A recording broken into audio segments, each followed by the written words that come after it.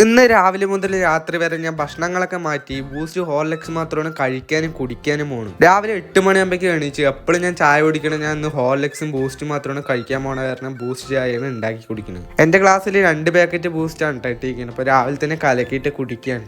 ഇപ്പൊ രാവിലത്തെ ഭക്ഷണം കഴിക്കുന്ന ടൈം ആയിരുന്നു. 4 ബൂസ്റ്റ് എടുത്ത് ഒരു ബൗളിൽ കൊട്ടിയിട്ടാണ് ഇപ്പൊ രാവിലത്തെ ഭക്ഷണം കഴിക്കുന്നത്. അങ്ങനെ രാവിലത്തെ ബൂസ്റ്റ് എല്ലാം കഴിച്ചതിന് ഇപ്പൊ സമയം 11 മണിയായിരുന്നു. വെളിക്ക് വന്നിരിക്കുന്നത്. എനിക്ക് പിന്നെയും വിശന്നപ്പോ ഞാൻ വണ്ടി ഇപ്പം ഒരു ബൂസ്റ്റ് എടുത്ത് കഴിച്ചുട്ടോ. പിന്നെ സാധനങ്ങളൊക്കെ മേടിച്ചിട്ട് വന്നിട്ട് പിന്നെയും വീടെത്തിയിട്ട് ഒരെണ്ണം കഴിച്ചിട്ടുണ്ടായിരുന്നു.